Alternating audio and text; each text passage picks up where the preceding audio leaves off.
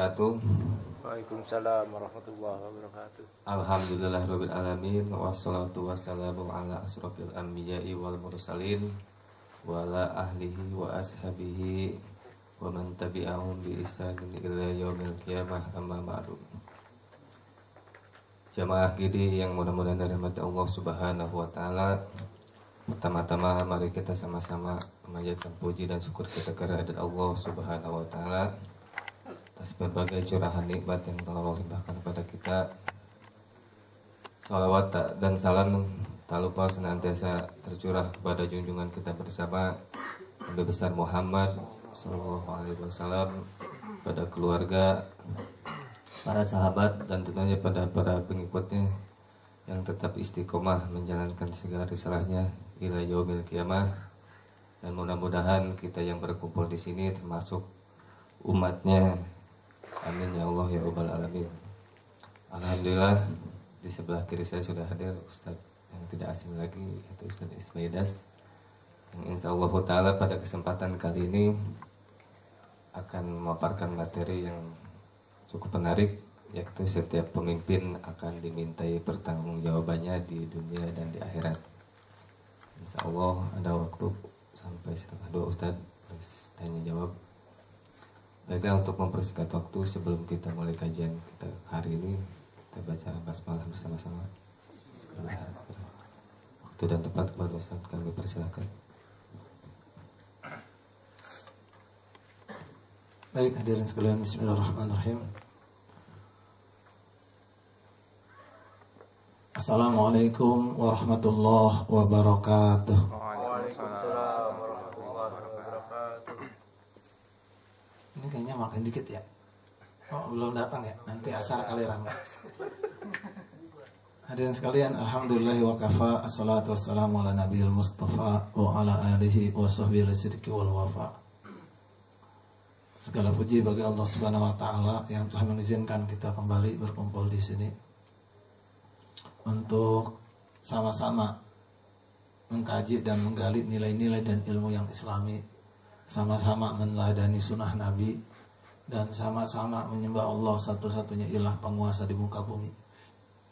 Salawat dan salam pada Rasulullah SAW, manusia yang paling baik hati, paling berani, dan paling suka berbagi.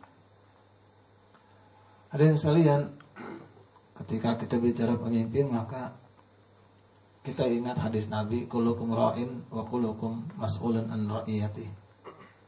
Wala mar'atu ar-ra'iyah fi baitihi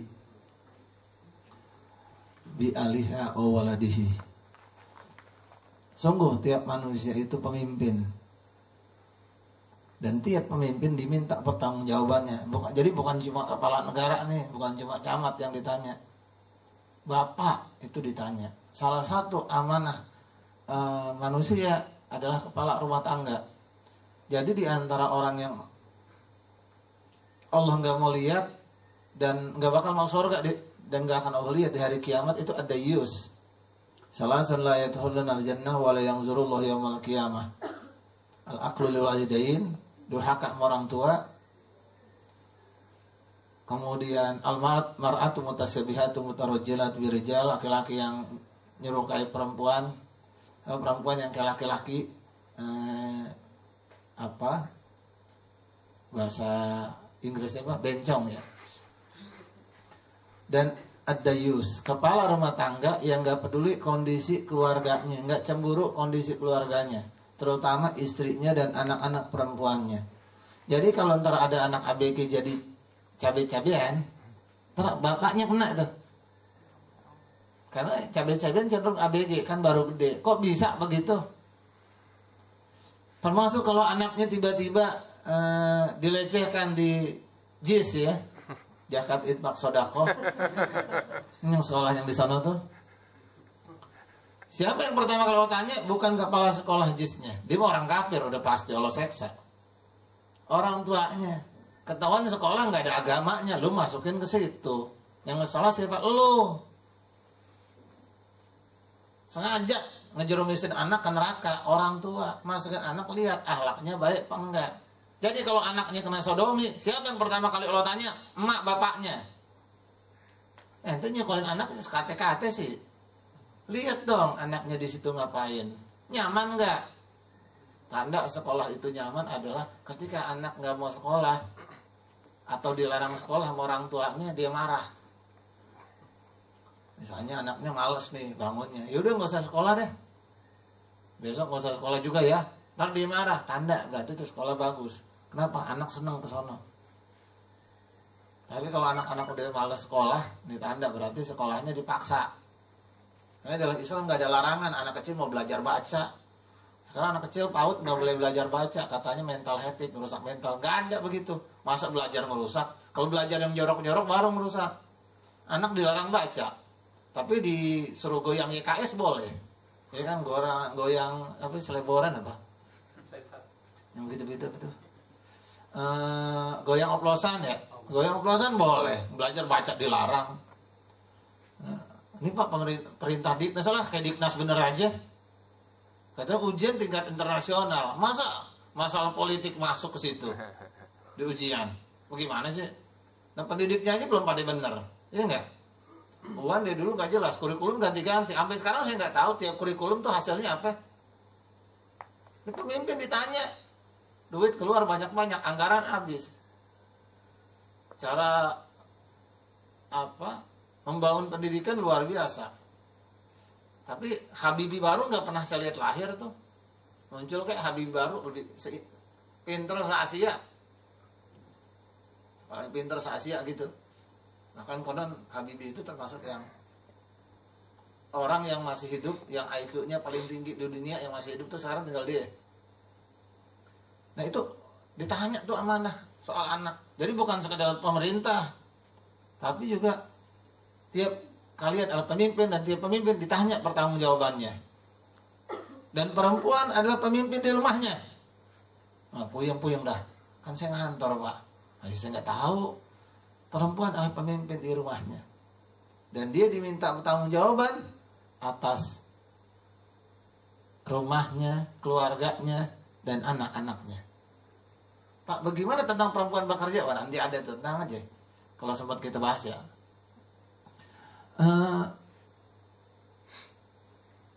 Bagaimana Islam kemudian menilai pemimpin itu? Sebelum kita kasih contoh, pemimpin itu dalam bahasa Arab pertama seringkali menggunakan kata amam, imam. Ini kalau perempuan mau nyari suami, mau nyari imam. Kalau mau nyari imam, padahal cari aja di musola ya. Biasanya ada marbot. Kalau mau itu juga. Kalau menggunakan kata imam, itu harusnya perempuan udah jadi pemikiran di situ. Apa? Harusnya perempuan ketika nyari suami cari yang dekat sama Quran, karena dia bakal jadi imam. Yang mau ngaji Quran.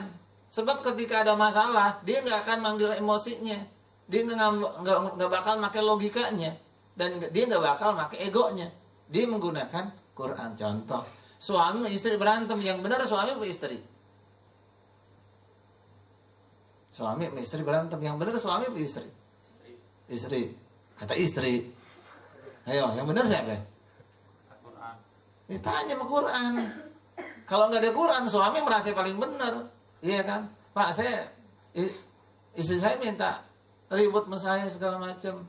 Emang kebanyakan maunya. Tanya istri, kenapa ada ribut? Dia Pak berduaan Pak, tiap malam sering berduaan. Dia aja Pak Ustadz cemburuan, saya berduaan sama sepupu saya. Tanya sama Quran, sepupu jatuhnya apa? Sepupu jatuhnya non muhrim. Yang muhrim itu encing kita, encang kita muhrim. Anaknya encing jatuhnya non muhrim. Cuma karena kita nggak kembali kepada Quran, enggak Pak, katanya sepupu muhrim, katanya. Baca dong Qurannya lagi. Tuh, mesti dipahami. Jadi kalau istri cemburu wajar. Itu Pak, istri saya Pak suka kegenitan. Kagak Pak Ustadz, saya kagak kegenitan. Itu Pak Ustadz tiap pagi dia suka nempak-nempak tukang sayur. Ya namanya belanja Pak Ustadz. Walaupun belanja nggak boleh nyolek-nyolek tukang sayur. Turunin bang segitu doang. Abang mah nggak boleh. Misalnya, ini menunjukkan bahwa cari pemimpin yang dekat sama Quran. Jadi kalau ribut nggak nyolot. Bang, tuh Quran ngomong begitu. Abang boleh ngelawan saya, Quran masa abang lawan? Itu kan kata kamu. Enggak nih, saya tanya Ustadz ya. Saya tanya Ustadznya abang ya. Bener nih, berani nggak? Jangan dong, nggak jadi kan? Karena dia takut sama Quran. Yang amam. Imam maksudnya apa sih? Imam artinya di depan. Ada nggak sholat imamnya di belakang? Komandoin. Ya kan kalau cuma komando, imam juga bisa belakang. Allahu Akbar. Ya, ruku. Allahu Akbar di belakang. Bisa begitu? Terus ada yang salah tepak-tepak, Allahu Akbar, Allahu Akbar. Bisa kan begitu? Bisa, tapi bukan imam namanya, marbot. Dia di belakang jaga-jagain. Kalau imam di mana? Di depan. Dia ngasih keteladanan. Jadi kalau pemimpin gak ngasih teladan, percuma jadi pemimpin. Rakyat pada miskin. Pemimpin punya jam, kemarin dibilang yang 1 miliar. Ah, jam palsu Pak. Iya palsu. Udah tahu pemimpin beli barang palsu. Salah lagi kan? Salah, emang lu salah mau diapain? Ngaku aja saya salah begitu, selesai kan? Beli jam mewah jenderal. Enggak Pak, itu bukan jam mewah, itu jam palsu. Ente kan pemimpin, ahli hukum, ngapain beli bajakan? Gimana sih? Kenapa pakai beli yang keren-keren? Yang lain banyak. Itu bajakannya berapa? 5 juta. Jam aja 5 juta. Bagaimana sih? Rakyat mendingan ente sedekahin dah ketahuan. Gunanya apa? Nah, saya sih nggak bawa jam, orang dulu sering hilang ya. Nah ini yang kadang-kadang kita lupa. Pemimpin nyontohin rakyat disuruh hidup sederhana, lagi pada susah. Di mewah-mewahan, itu contoh. Bagaimana Nabi? Nabi lihat. Ini contoh. Pemimpin nyontohin. Namanya Umar bin Khattab. Sahabat ngumpul. Bagaimana kalau Umar itu kita kasih taikan gaji. Gajinya dinaikin. Emang kenapa? Dia seringkali nggak punya uang untuk membeli kebutuhan. Pemimpin buat beli kue aja kurang duitnya. Ada kali presiden begitu? Ada presiden begitu? Umar. Itu jangan ngomong presiden sebarang presiden. Umar bin Khattab itu mampu menaklukkan Kaisar Romawi. Lebih hebat daripada Maharaja Persia. Karena Persia jatuh di pemerintahan Umar dan Romawi takluk di pasukannya Umar. Itu Maharaja, raja di raja kalau di dunia itu dia. Paling hebat. Bagaimana? Dia mau beli minyak zaitun, buat kuenya nggak ada. Kata sahabatnya, kita naikin gajinya. Yaudah ente yang nyampein. Jangan aneh, ente aja dong. Kalau bahasa kita, siapa yang berani ngomong ke Umar? Kalau bahasa orang lu aja ngomong, lu mau ditabuk. Terus apa dong yang ngomong? Ya kan? Kalau Utsman kan cerdas, dia nggak kehabisan akal. Kita disuruh aja anaknya yang ngomong, iya kan? Mana kan baik dia. Lagian anaknya kan istri Nabi, iya kan? Hafsah bilang ke Hafsah. Hafsah bilang sama bapak. Disampaikan sama Hafsah. Ya begini. Apa kata Umar? Siapa yang nyuruh ngomong begitu? Siapa yang nyuruh? Nggak ada, betul. Hafsah berkilah. Ya. Berkilah itu dalam bahasa Arab berkilah. Dia nyari alasan. Saya nggak ada yang nyuruh, bener dia nggak ada yang nyuruh. Dia merasa ke situ karena disuruh oleh hatinya sendiri, bener dia bisa naikin. Walaupun inspirasi dari sahabat-sahabat. Pasti ada yang nyuruh. Kalau aku tahu ada yang nyuruh, aku penjarain. Mau diadilin, mau diadilin. Orang mau disuruh naik gaji, girang ya. Girang, ini mau dipenjarain. Tersinggung. Hafsah tuh sampai protes. Kenapa sih begitu? Kenapa soal gaji aja dimasalahin? Lihat kehidupan ayah. Kekurangan. Apa kata Umar? Engkau adalah istri Nabi. Bagaimana kondisi di Nabi? Bagaimana makannya yang paling enak? Roti keras. Kata Hafsah. Dibalur sama mentega. Tuh makanannya begitu yang paling enak. Apa makananku lebih enak dari dia? Apa makananku lebih berat dari dia? Enggak. Beratan makanan Nabi. Bagaimana perabotan yang paling mewah? Enggak ada. Terus bagaimana engkau bilang aku kekurangan? Bagaimana kasur yang paling mewahnya? Dia biasa tidur, kami biasa tidur pakai selimut digelar. Kalau musim dingin selimutnya digelar separuh lagi buat selimut. Tuh. Mana miskinan aku sama Nabi? Ibarat kata Umar begitu ibaratnya. Sungguh aku dan Abu Bakar juga Nabi itu ibarat 3 orang dalam perjalanan. Kita berjalan di jalan sama menuju tempat yang sama. Nabi udah sampai. Abu Bakar menyusul di jalan yang sama. Dia sampai ke tempat Nabi. Dan aku hendak menyusul mereka. Kalau aku melewati jalan yang berbeda, aku nggak akan ketemu sama mereka. Ini jalan para nabi. Tinggal tanya pemimpin sekarang, dia lewat jalan mana? Oh, jalan buntu. Dia kan bolong-bolong, ujungnya neraka, masih diikutin juga. Rakyat paling miskin. Jadi ternyata yang namanya imam itu contoh teladan. Bayangkan seorang suami jadi teladan, istri menurut. Neng, makanya supaya rumah kita berkah, tiap malam Neng tahajud. Istrinya ngamuk, makanya abang kalau subuh dibangunin jangan susah bang. Abangnya subuh saya yang bangunin, makanya nyuruh tahajud. Gimana sih? Makanya Neng di rumah, Neng biasa puasa sunnah. Saya disuruh puasa sunnah, abang puasa bukan zuhur mulu. Jadi nyuruh istri, tapi nggak pas. Bayangin suaminya rajin tahajud. Nggak pakai disuruh, istrinya ngikut. Makanya dia di rumah rajin baca Quran. Bang, abang kemarin Iqra 6 aja belum tamat. Nyuruh saya rajin baca Quran. Bagusnya introspeksi diri bang. Ini suaminya contohin dia rajin ngaji, walaupun baru belajar. Suami nurut, istri akan nurut. Iya kan? Ini anaknya disuruh sholat. Bapaknya keblok, bangun susah. Bagaimana mau sholat? Nah hadirin sekalian, imam itu di depan, makanya dia mesti jadi contoh. Makanya kata Abu Zar begitu, ya ketika Abu Zar minta kepemimpinan, karena dia merasa nih pemimpinan sekarang mungkin kurang pas gitu ya. Apa kata Nabi, ya Abu Zar, inna amanah, inna yaumal qiyamah hizyun wa nadamah. Ya Abu Zar, ini kepemimpinan tuh amanah. Aman, anda lemah. Sementara amanah ini di hari kiamat itu jadi penyesalan dan kekecewaan. Nyesel orang kalau nggak siap-siap. Umar bin Khattab lari di pinggir jalan terang zuhur, lagi panas-panasnya.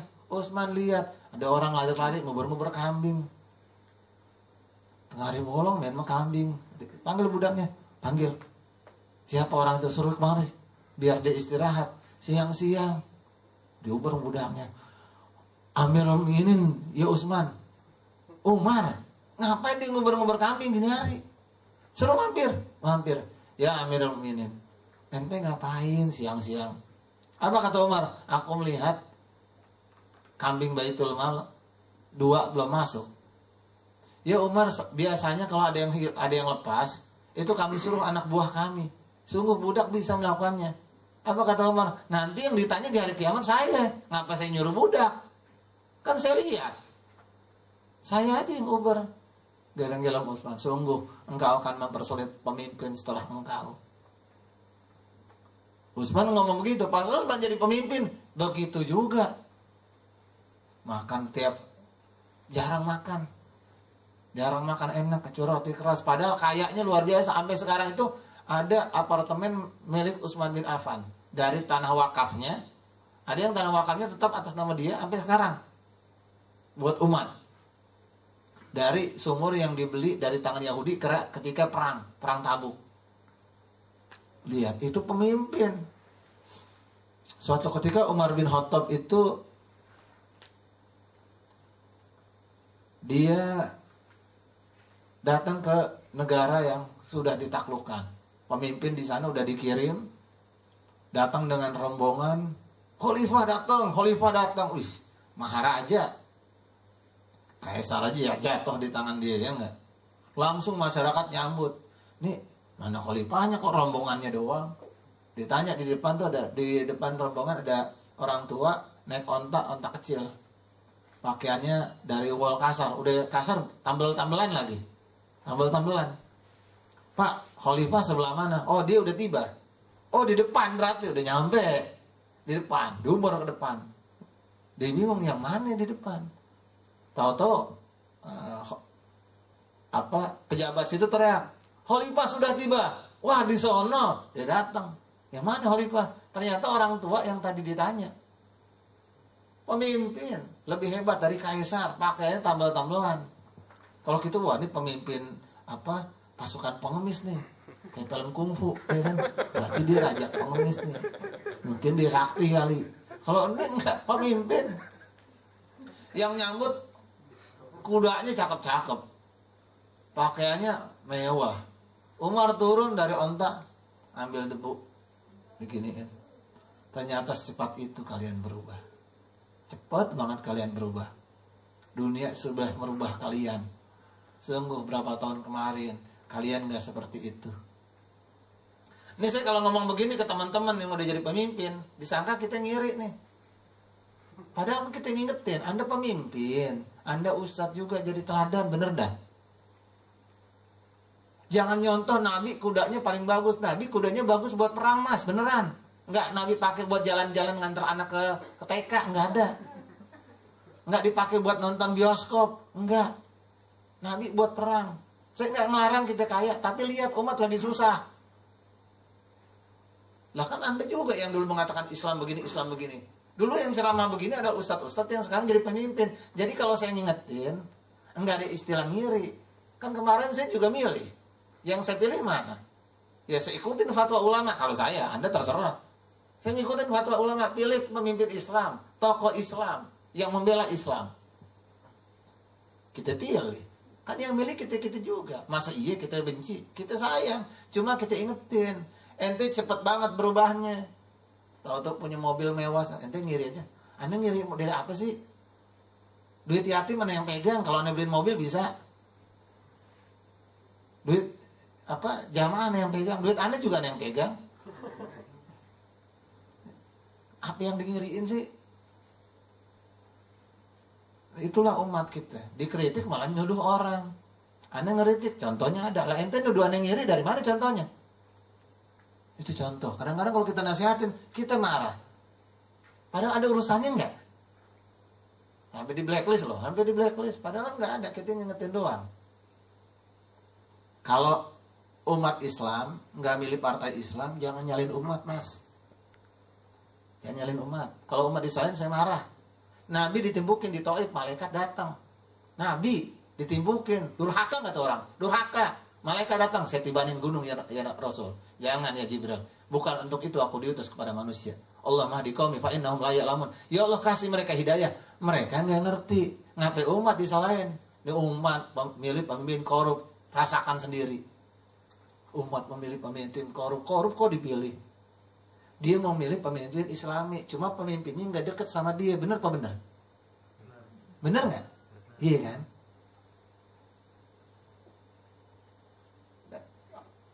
Sampai masyarakat sampai nanya, ini sebetulnya yang kita kenal siapa sih? Yang mau dipilih pemimpin? Ini 5 tahun ntar jadi pemimpin. Allah tanya. Loh saya saksi, banyak orang yang udah memilih partai Islam pindah di depan saya. Guru silat saya aja begitu. Dia milih pemimpin, pemimpinnya mampir juga nggak pernah ke situ. Padahal dia tokoh. Ini contoh. Secepat itu kalian berubah. Berubah cepat banget, iya kan?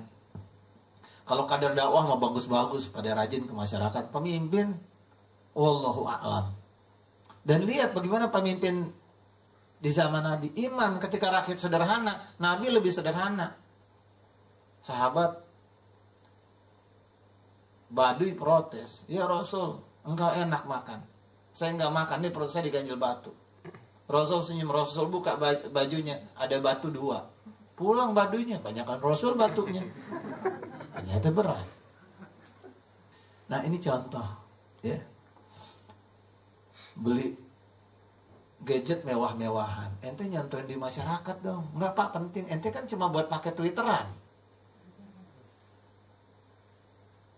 Ya kalau ente pemimpin kan nggak sibuk main begituan, ya nggak? Sibuk rapat mikirin umat. Ini contoh bahwa pemimpin itu di depan karena dia amanah. Yang kedua kemudian pemimpin itu dari kata roi. Ar-roi itu penggembala. Makanya disebut ibu itu pemimpin, penggembala di rumahnya. Pemimpin tuh roi, pengembala. Ente tahu pengembala nggak? Dia nggak bakal makan sebelum keboknya dikasih rumput. Dia nggak bakal nyenyak sebelum keboknya tuh masuk ke dalam kandang. Sampai di barat itu, kalau udah musim dingin, itu para penggembala itu sibuk nyiapin pasokan makanan. Buat siapa? Buat kambing-kambingnya. Ntar kalau di musim dingin, bagaimana makannya? Kalau kita bisa nyari. Nah, kambing saya bagaimana? Bagaimana kasus Gunung Merapi? Banyak rakyat yang nggak mau turun. Bukan karena dia betah di tanahnya. Kambingnya belum suruh turun. Ntar kalau nyasar bagaimana? Ya kalau dia mah bisa lari. Kalau kambing, pemimpin tuh begitu. Ibu tuh nggak bisa makan sebelum anaknya makan. Pemimpin harusnya jangan enak-enak makan. Ada yang orang Tangerang kan masuk kemarin, mobilnya mewah-mewahan. Itu rakyat pada miskin. Lu jual rumah lu, mobilnya jual buat umat. Bagaimana? Nggak, bahkan dalam satu fikih nggak boleh naikin pajak. Nggak boleh naikin pajak selama masyarakat pemimpin itu masih kaya. Waktu itu zaman salah seorang khalifah itu pajak mau dinaikkan. Sementara masyarakat berat. Sementara buat perang butuh pasukan. Apa kata ulama pada waktu itu? Anda ambil dari harta-harta Anda. Kenapa rakyat dibebanin? Loh, susah. Ya kalau nggak mau berhenti jadi pemimpin, selesai. Berhenti jadi pemimpin. Nah kita takut. Makanya belum ada pemimpin yang benar-benar ngikutin Nabi, jauh. Karena kalau pemimpin di masa Nabi itu berani miskin buat umat. Contohnya khalifah. Dan berhentilah khalifah. Khalifah berhenti. Di keempat. Ulama, jumhur mengatakan demikian. Dan disebut khalifah kelima. Siapa khalifah kelima? Siapa disebut khalifah kelima? Umar bin Abdul Aziz. Bagaimana dia? Harta bininya disuruh masukin ke Baitul Mal. Sungguh aku nggak bisa hidup dengan harta seperti itu. Kembalikan ke Baitul Mal. Kembaliin orang harta dia kok. Ya udah, kata Umar bin Abdul Aziz, ya engkau harus memilih bersama aku atau bersama harta itu. Istrinya punya harta, warisan juga bukan punya orang. Umar nggak mau, saya nggak bisa. Sayang suami, apa sayang harta? Itu aja pilihannya. Kita nggak mau. Tapi itulah cinta ya, cinta sejati begitu. Bahwa cintamu mencukupkan aku. Ya kalaupun nggak ada harta nggak apa-apa. Orang yang yang punya suami kok. Cuma kan cinta sekarang kurang di masyarakat. Sehingga sang istri nggak merasa cukup ada suaminya, sang suami nggak merasa cukup sama istrinya, atau sang suami nggak merasa cukup sama istri-istrinya. Kan ada juga istrinya banyak gitu. Maksudnya apa? Harusnya dengan istri, dengan anak-anak itu dia udah bahagia, nggak perlu nyari nonton nobar bareng di pos ronda, nobar di mall. Ente punya anak punya bini, ngapain makin nonton Real Madrid sama siapa? Sama Bayern Munchen di mall segala. Nggak ada kerjaan lain. Kalah lagi Bayern Munchennya. Waktu saya nggak nonton. Nah, udah kalah nyesel lagi enggak? Udah begadang nyesel lagi. Maksudnya adalah bahwa lo ente pikirin keluarga dulu dong. Nah ini bagaimana? Umar bin Abdul Aziz begitu. Umar meninggal. Sama khalifah selanjutnya dibalikin tuh kalung. Wahai bibi, ini kalung engkau. Kami tahu ini bukan punya umat, ini punya pribadi engkau. Kami kembalikan. Apa jawab istrinya? Sungguh, aku sudah lepaskan itu di sewaktu Umar masih ada. Apakah ketika dia meninggal aku akan kembali? Berikan kepada masyarakat. Begitu. Bagaimana pemimpin itu? Dia kayak gembala. Dia sangat orang kalau nggak pernah jualan kambing nggak ngerti. Kita panas-panas biar dia ngudak-ngudak tuh kambing. Kenapa? Yang penting kambingnya itu. Ustadz kita tahu ya, saya kan tukang kambing. Ini belum ada yang beli di sini dulu ya. Ntar saya catet dah. Gitu ya sampai panas-panas. Mau ada misalnya, bahkan waktu itu kita lagi ibarat kata lagi nggak makan sekalipun, lagi jualan kambing misalnya ya kan, hari Arafah kan. Hari Arafah tuh pada puasa. Sampai yang jaga tuh pada hitam-hitam separuh gitu, panas-panasan gitu. Tetap aja ngubur-ngubur tuh kambing kita taruh di lapangan. Kenapa ya? Ya karena kita pengembala, yang penting kambing itu selamat sampai tujuannya. Apa tujuannya? Ya dijual kalau kambing kan.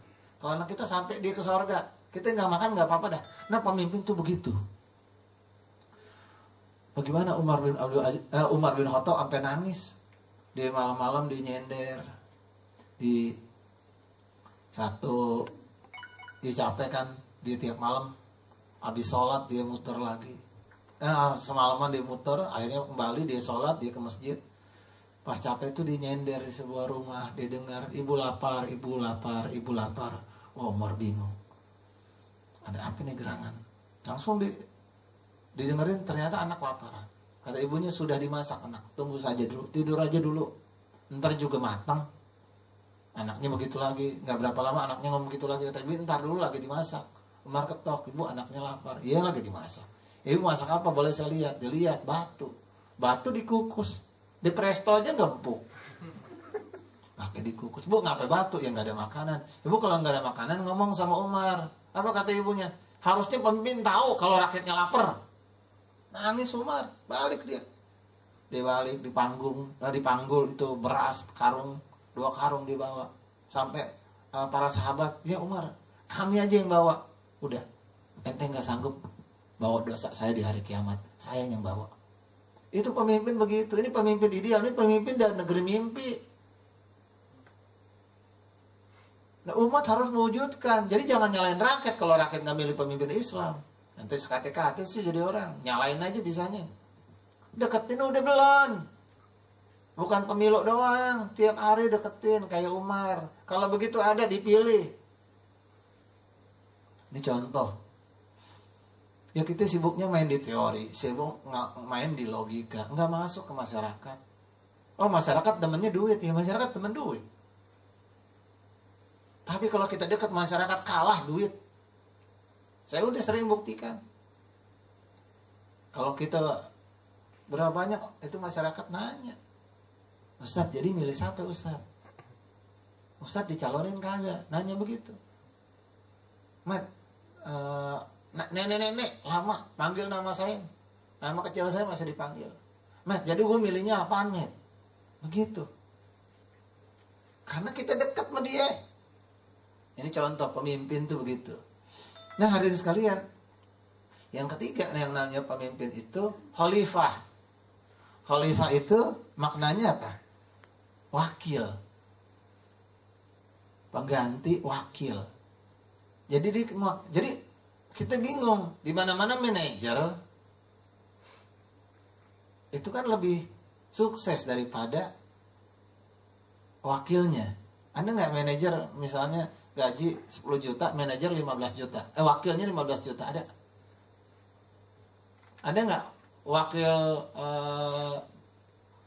direktur gajinya lebih banyak dari direkturnya? Jadi wakil direktur gajinya 100 juta, direktur gajinya 1,5. Nggak mungkin. Nah kan wakil rakyat, kok wakil rakyat pada kaya dah? Rakyatnya susah. Ini harus dipikirin.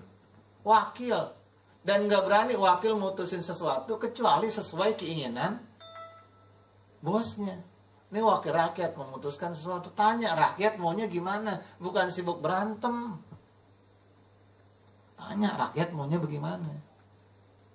Tapi begitulah wakilnya, dia bukan wakil rakyat sih, wakil partai. Ya bagaimana partainya mau. Wallahu a'lam bishawab. Bahwa ternyata harusnya yang dilakukan oleh pemimpin adalah tahu benar nih rakyatnya mau apa. Dia datang ke masyarakatnya. Toh jalanan rusak nggak ada yang protes dewan. Yang protes siapa? Wartawan. Apa yang perlu saya sebut atu-atu jalanan yang sudah masukin. Terakhir saya datang ke Parung Panjang, Pasir Madang, Tenjo. Itu daerah nggak ada airnya. Musola banyak, air susah. Kalau mau bikin sumur itu sumur biasa ditarik karena masih 15 meter. Kalau disedot pakai sumur bor atau ledeng, kata kita jet pump, nggak tembus kecuali 70 meter kita bor. Sampai sekarang nggak diurus tuh. Jalanan rusak. Bidan nggak mau masuk situ. Ada dewan teriak, nggak ada. Ini menunjukkan bahwa ini bukan wakil di sini, pemimpin kita belum punya pemimpin. Padahal kalau pemimpin dia bagus, maka sab'atul yuzilhumullah fi zilli yauma la zilla illa zilluh. 7 golongan yang Allah naungin pada waktu enggak naung sanan Allah. Imamun adil, pemimpin yang adil.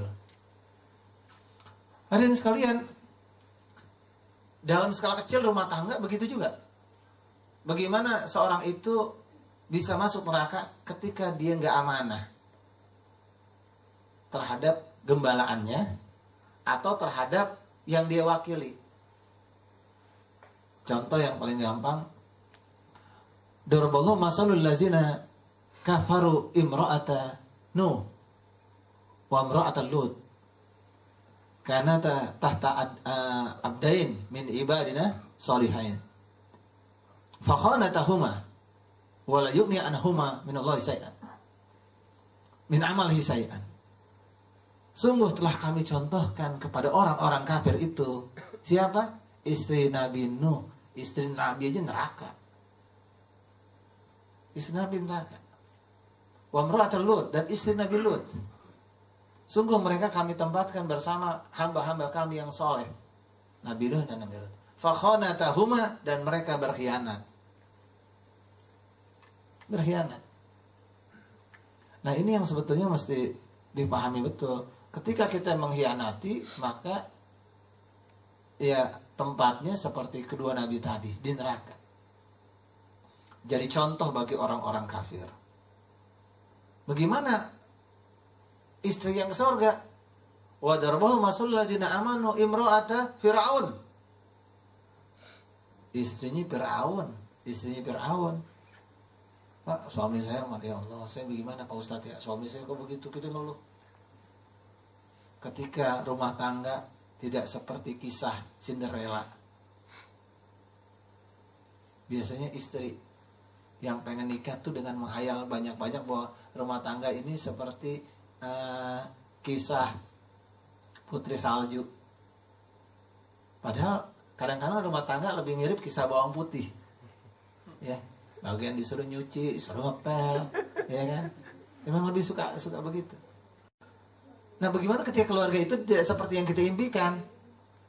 Itu ada contohnya, istri Fir'aun. Bahkan ketika dia kurang apa sebagai istri raja? Dia ngedip orang matiin, kedip doang. Dia geleng-geleng doang aja orang mati. Tuh, mati orang udah baru gitu doang. Iya kan? Semuanya nurut sama dia. Tapi kenapa dia nggak suka?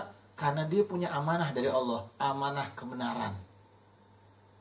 Bahkan ketika kebenaran dia lihat, bahkan dia masih hadapi, walaupun istananya sendiri, walaupun suaminya sendiri, orang udah jelas kafir. Kalau kafir dia lawan. Kalau suami nggak kafir, aman. Apa yang dilakukan oleh istri Fir'aun? Dia berdoa sama Allah Subhanahu Wa Taala. Rabbi ibni li indaka baitan fil jannah. Pertama, ya Allah, jadikan aku ini punya tempat yang paling indah. Di mana tempat yang paling indah? Indaka, bersama Allah. Ini istri yang terbaik yang selalu bersama Allah Subhanahu Wa Taala. Dan tujuan yang terbaik, visi terbaik, baitan, rumah di surga. Jadilah seorang istri yang Allah jamin surga. Contoh amanah paling baik. Niat utama dia dibangunkan Allah rumah di surga, dan selalu mengajak keluarganya bersama Allah Subhanahu Wa Taala. Walaupun resikonya 5B kan resikonya. Dibuang, dibakar, dibui, dibunuh. 4, Pak. Yang 5 terakhir, Pak. Dibully. Ini lagi rame nih. Ini bagaimana jadi keluarga? Ya, itu amanah loh. Bagaimana kalau perempuan bekerja, amanahnya seperti apa? Kita ingat kisah ketika rumah tangga tidak seindah bayangan kita. Kita ingat kisah Siti Hajar. Bagaimana Siti Hajar itu kisahnya, dia nggak S1 juga, Bu. Di sini ada yang lulusan SMA? Ada yang lulusan SMA? Nggak lulus SMA? Oh, kesian juga. Oh, udah lulus sekarang tapi udah S1. Di sini ada yang SMA? Ada yang lulusan SMA nggak S1 gitu, ada? Yang SMP? Oh, berarti S2 semua. Saya lulusan SMA santai-santai aja. Siti Hajar tuh budak. Kalau di bawah itu ya kelasnya, sama pembantu tinggian pembantu. Budak, dibeli lagi. Walaupun ada seorang ulama, tapi ulama kholaf, ulama belakangnya yang mengatakan meneliti bahwa Siti Hajar tuh bukannya budak sebetulnya, tapi putri raja. Tapi ini pendapat yang sangat minor. Jumhur mengatakan budak, hitam. Dan ketika dia kemudian nikah dengan Ibrahim, tinggalnya Siti Sarah di mana? Di Palestina. Kita tahu Siti Hajar ditaruhnya di mana? Di Mekah. Dari Palestina ke Mekah zaman dulu. Berapa bulan jalannya? Udah nengokin istri 3 hari sekali. Nengokin istri 3 hari sekali. Mungkin nggak? Jalannya aja berbulan-bulan. Nengokin istri seminggu sekali. Nyampe rumah seminggu nengokin. Jalannya berapa bulan? Katakanlah jalannya 4 bulan. Jadi nengokinnya 4 bulan 3 minggu. Itu pas mau nyariin tempat. Dari Palestina jalannya ke Mekah. Nanya nggak kira-kira istrinya? Bang, kok dibawa kemari sih bang? Pohon aja nggak ada bang. Iya kan kalau bahasa kita. Onta aja nyesel lewat sini bang. Besok dia ogah lagi lewat sini kayaknya. Ini ngapa ditaruh sini? Dia nanya. Kenapa engkau membawa kami kemari? Baru punya anak kecil lagi. Kira-kira dikit kayak. Apa kata Ibrahim? Nggak jawab. Dia nggak bisa jawab. Dalam bahasa logika dia, ini salah nih. Salah langkah gitu. Salah langkah kalau bahasa logika. Ngapa ditaruh sini? Jadi nggak apa-apa, ntar kita pindah lagi besok.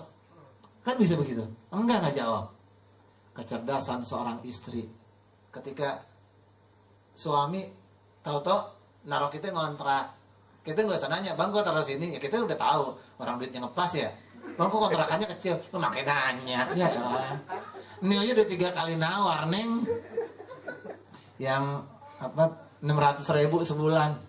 Ya kan? Ada berapa petak? 3 petak. 1 ruang tamu, 1 kamar, yang terakhir dapur sama WC. Ya kan, jadi makanannya rada-rada sedep baunya karena sampai WC.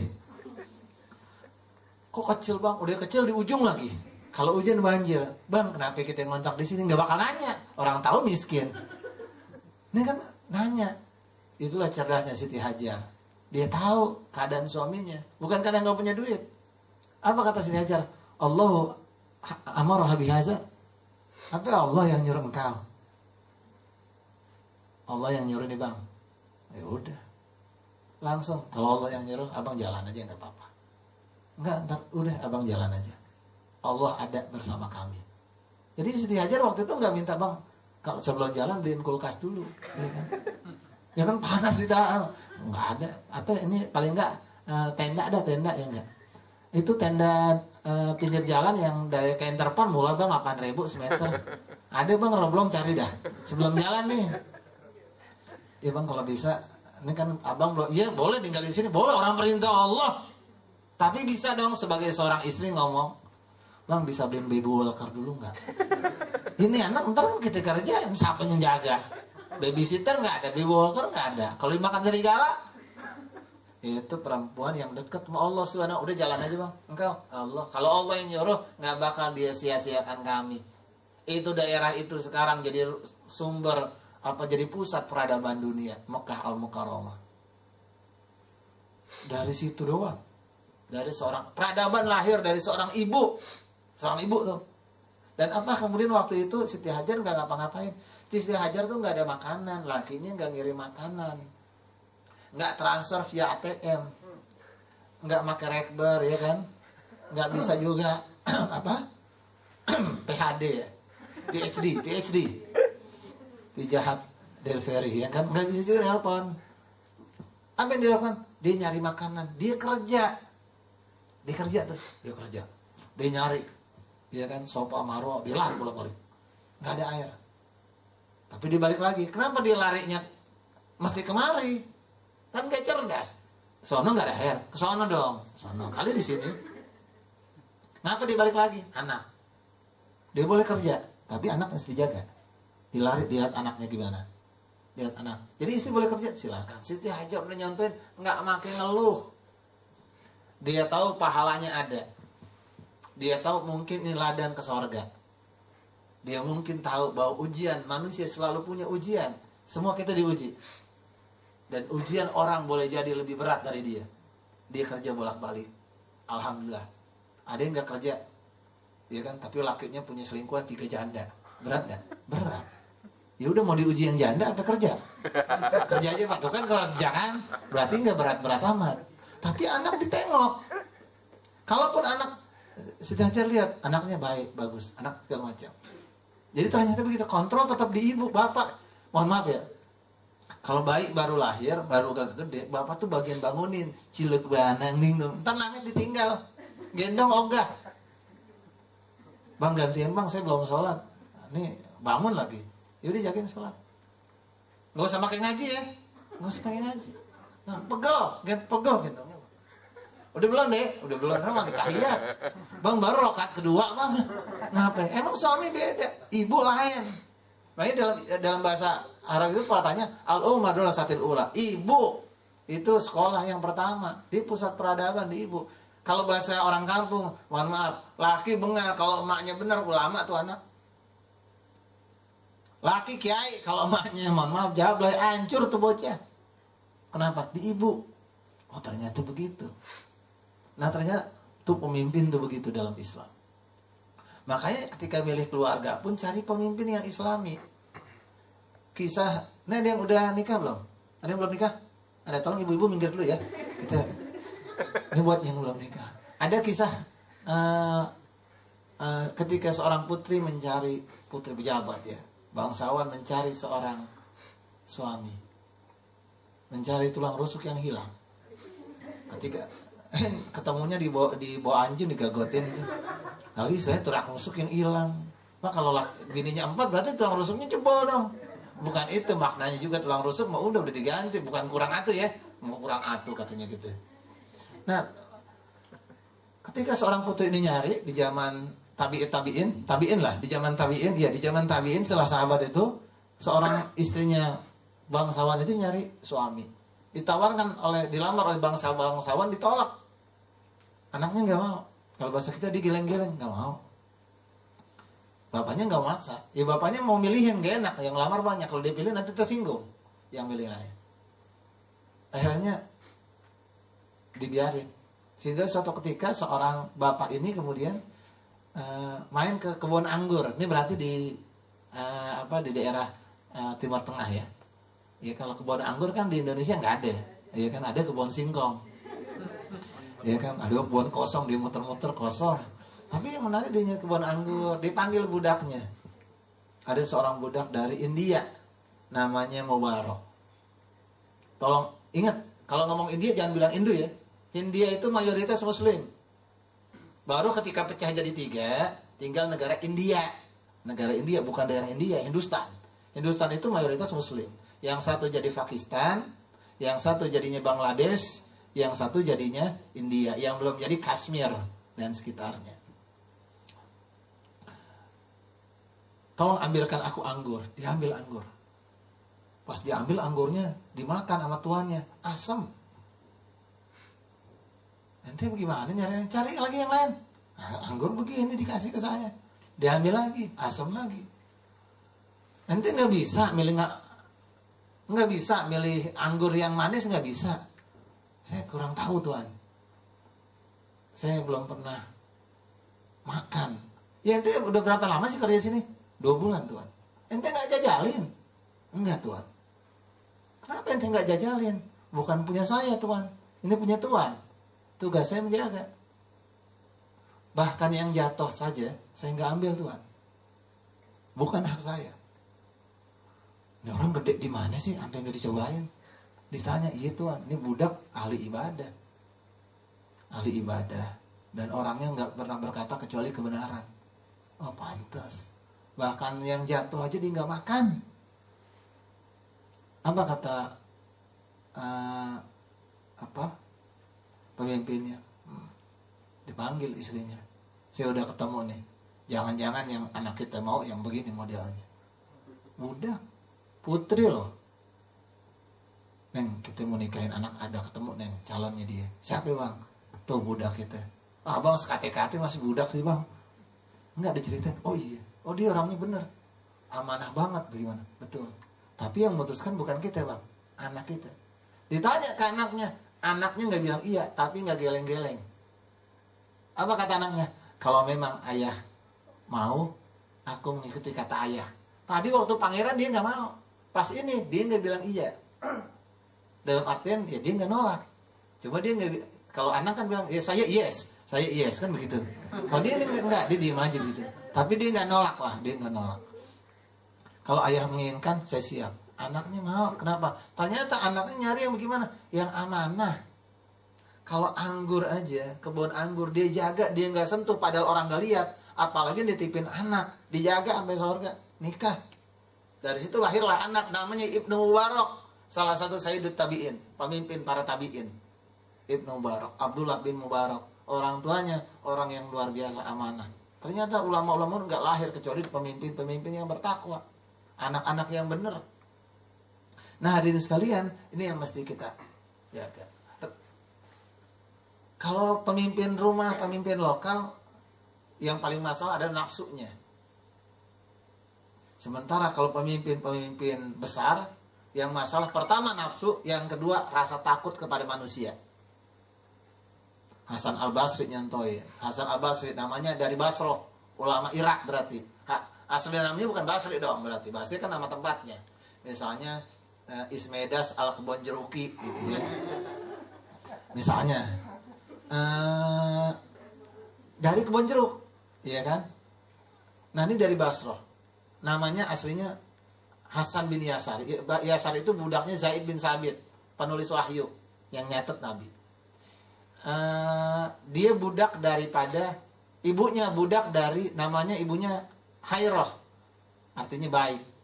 Budak dari istri Nabi, Ummu Salamah. Ummu Salamahnya bukan Ummu Salamah Abu Talha. Ummu Salamah Abu Talha itu nama aslinya Rumaisoh. Sementara istri Nabi nama aslinya Hindun. Jadi saking sayangnya sama budak tuh, lihat. Jangan lagi pembantu, nih budak. Dalam Islam tuh itu mesti disayangin karena bagian dari anak buah kita. Kita tanggung jawab, budak aja disayang. Jadi ketika budaknya lahir, yang girang siapa? Majikannya. Coba Anda punya pembantu, pembantu Anda hamil, girang nggak? Girang nggak? Jujur, kalau ada ibu punya pembantu, pembantunya hamil, girang apa enggak? Atau pembantunya lahiran, girang apa enggak? Bingung kan? Girang nggak kira-kira? Enggak, bingung, apa yuk? Ya kalau dia hamil ya pasti cari yang lain. Ya udah, kalau emang lagi hamil masih mau kerja enggak? Ya ntar kalau lahiran berhenti.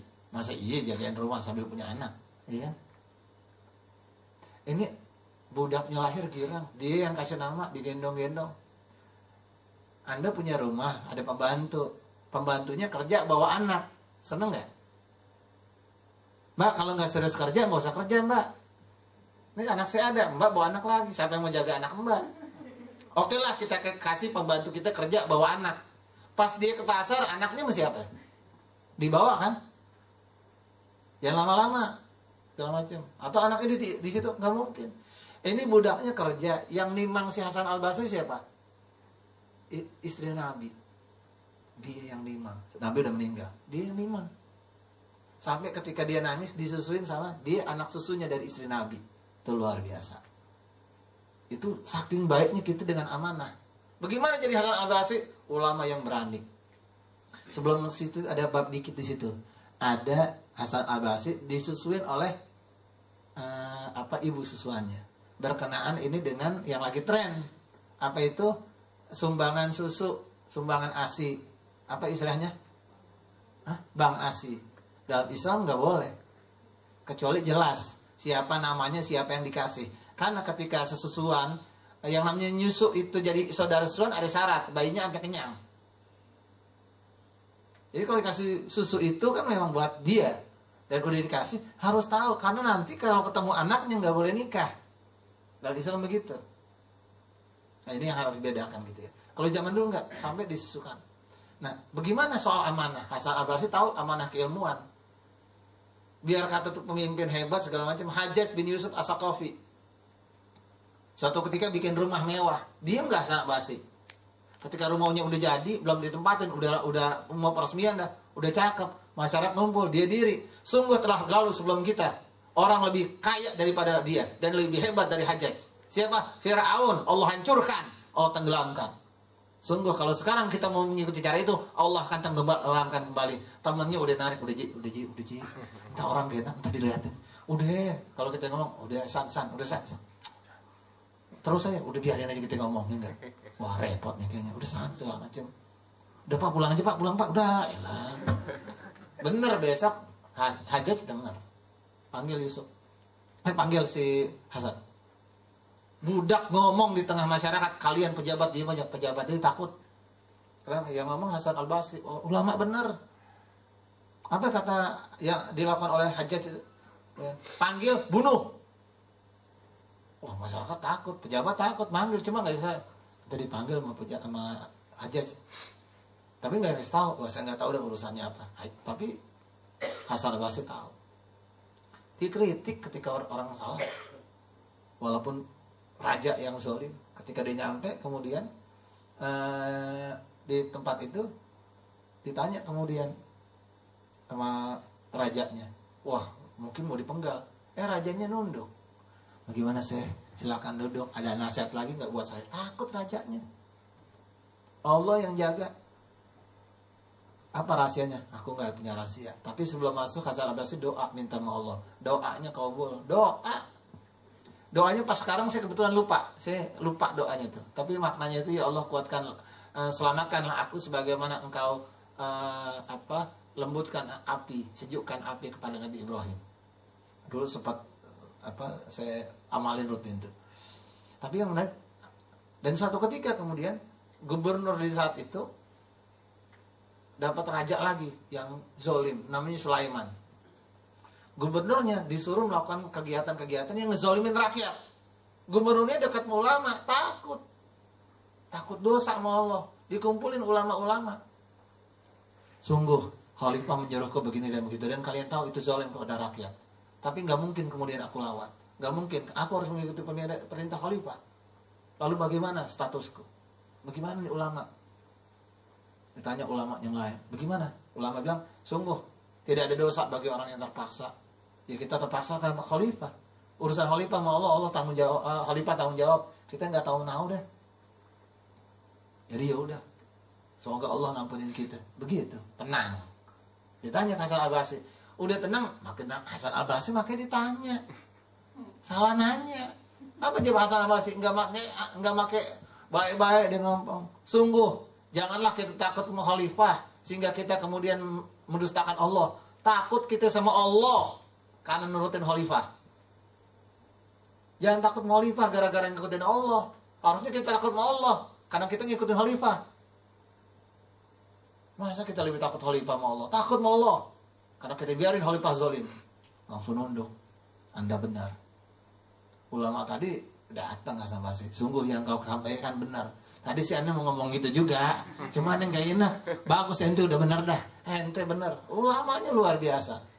Itu ulama. Dia amanah. Amanah apa? Pemimpin dia atas ilmu. Wallahu a'lam bishawab. Harus. Itu amanah. Ntar ditanya di hari kiamat. Dan ciri orang munafik itu 3. Ayatul munafik salasun. Ciri orang munafik 3. Iza hadasa kazaba. Kalau ngomong bohong. Wa iza wa'ada akhlafa. Kalau janji ingkar. Wa iza tumina khona. Kalau dikasih amanah hianat. Ciri orang munafik. Hati-hati. Matinya susah. Kita kenal dulu Mustafa Kamal Atatürk yang ngancurin khalifah. Itu meninggalnya penyakitnya luar biasa. Udah step, udah darahnya rusak, udah penyakit herpes, udah penyakit kelamin. Nggak lama dia jadi pemimpin, hidupnya hancur. Itu Allah kalau udah mau balas. Kita nggak usah sebut pemimpin di Indonesia ya, yang fitnahnya luar biasa. Nah, bagaimana cara kita? Ini terakhir satu. Bagaimana cara kita untuk menjalankan amanah yang kita dapatkan selaku pemimpin, baik ibu, baik istri, baik suami? Ikutin perintah Allah. Ihfazillaha yahfazka. Jaga Allah, Allah menjaga kalian. Ihfazillah tasdu tujahaka. Jaga Allah, Allah yang akan berada memandumu.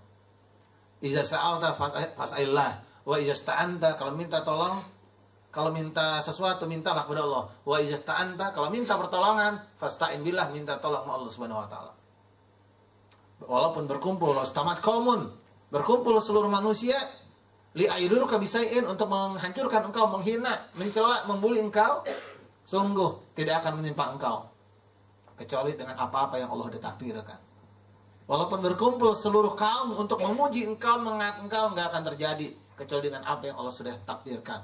Sungguh pena telah diangkat dan tulisan telah kering. Itu yang mesti.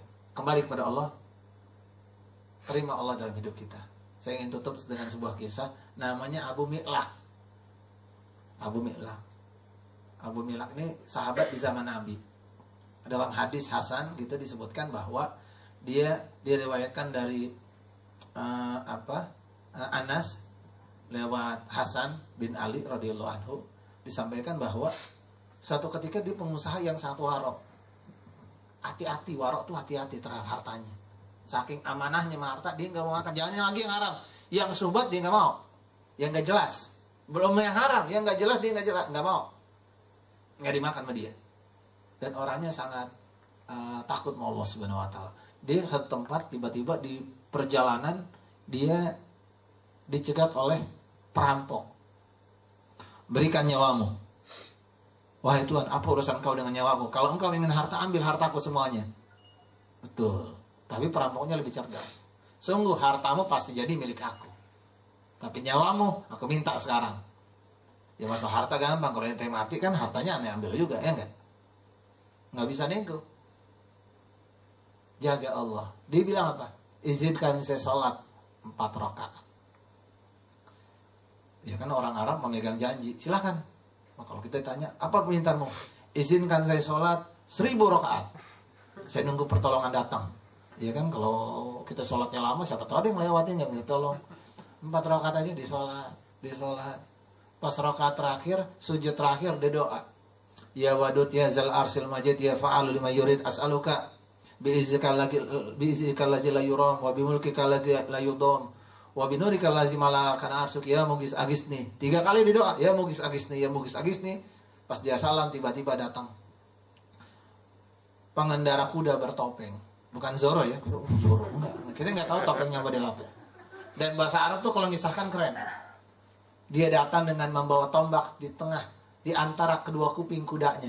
Ini apa urusannya aku bawa kuping kuda sih? Ini maksudnya nih, kalau ente tahu tombak kalau udah di antara kedua kuping kuda, berarti udah siap dihunuskan.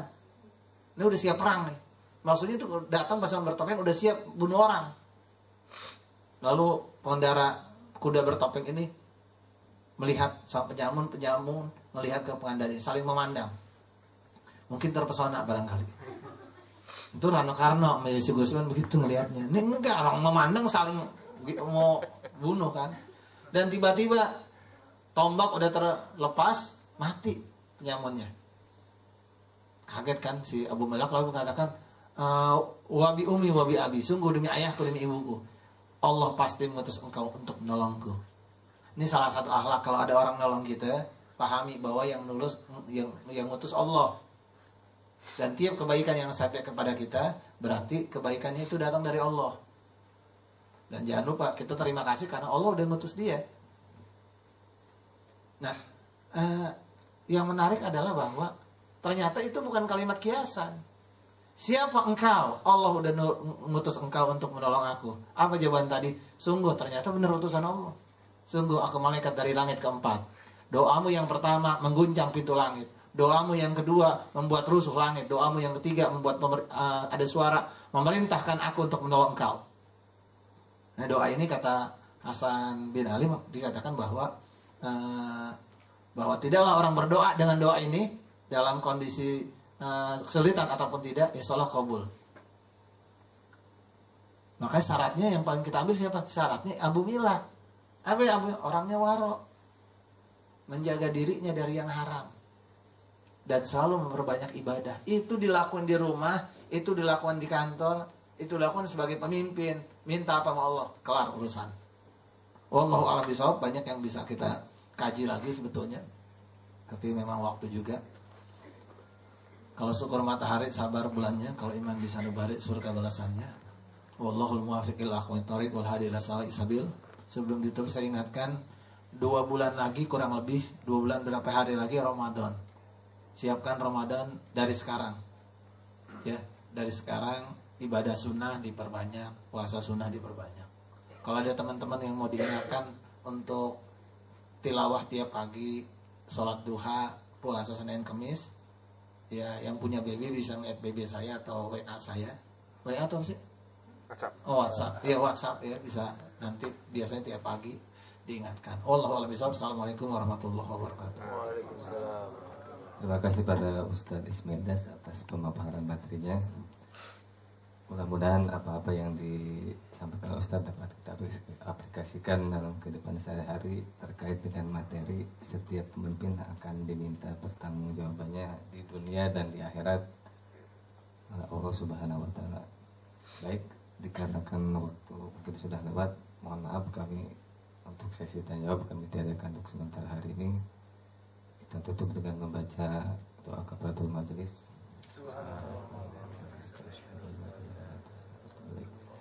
Mudah-mudahan Allah mempertemukan kita kembali di acara kita minggu depan, dan kami tak lupa dari panitia harapan kepada para jamaah untuk mengajak teman-temannya yang mungkin sampai saat ini belum bisa dikarenakan mungkin karena kesibukan waktu masing-masing, bisa mengajak teman-teman yang lain untuk meramaikan acara kidi. Adapun terkait dengan menjelang bulan suci Ramadan. Demikian dari kami, mohon maaf atas segala kekurangannya. Wassalamualaikum warahmatullahi wabarakatuh. Waalaikumsalam.